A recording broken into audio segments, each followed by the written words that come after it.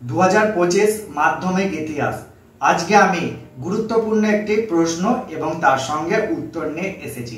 তোমরা ভিডিওটি স্কিপ না করে পুরো ভিডিওটি দেখো, পরীক্ষার প্রস্তুতিতে তোমাদের খুবই সহায়ক হবে। মাধ্যমিক ইতিহাস 2025 আজকে একটা গুরুত্বপূর্ণ প্রশ্ন নিয়ে এসেছি, যেটা তোমাদের 2025 সালে মাধ্যমিক পরীক্ষায় পড়ার সম্ভাবনা প্রবল। ভারতে পাশ্চাত্য শিক্ষার প্রসারে ড্রিঙ্ক ওয়াটার বেতনের অবদান আলোচনা করো। 4 নম্বরের প্রশ্নটি আসে। তাহলে তোমরা শুরু করবে। 19 শতকে বাংলায় পাশ্চাত্য শিক্ষা বিস্তারে যে সকল উদারমনস্ক ইংরেজ গুরুত্বপূর্ণ ভূমিকা গ্রহণ করেন তাদের মধ্যে অন্যতম ড্রিঙ্ক ওয়াটার বিটন, যাকে সবাই বেতুন সাহেব নামেই চেনে।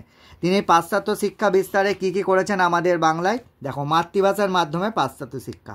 বেতুন সাহেবের মতে মাতৃভাষার মাধ্যমে শিক্ষার প্রসার ঘটালে কুসংস্কার, রক্ষণশীলতা থেকে ভারতবাসীকে মুক্ত করা সম্ভব। 2 নম্বর, বেতুন স্কুল প্রতিষ্ঠা। 1849 সালে 7 মে উত্তর কলকাতায় স্থাপিত হয় হিন্দু ফিমেল স্কুল। বর্তমানে এটি বেতুন স্কুল নামে পরিচিত। এটা শর্ট কোশ্চেনে দেয়, বেতুন স্কুলের পূর্ব নাম কি, কত সালে স্থাপিত হয়েছে। বেতুন সাহেব তার যাবতীয় স্থাবর অস্থাবর সম্পত্তি এই বিদ্যালয়ের জন্য দান করেন। 3 নম্বর পয়েন্টকে বেতুন কলেজ প্রতিষ্ঠা। শুধু স্কুল শিক্ষা নয়, নারীদের মধ্যে আধুনিক উচ্চশিক্ষা প্রসারের জন্য কলকাতায় একটি মহিলা কলেজ স্থাপন করেন বেতুন সাহেব। বর্তমানে এটি বেতুন কলেজ নামে খ্যাত। এটি হলো ভারতীয় উপমহাদেশের প্রথম মহিলা কলেজ। এটা কিন্তু পরীক্ষায় দেয়। ভারতীয় উপমহাদেশের প্রথম মহিলা কলেজ কি? বেতুন কলেজ।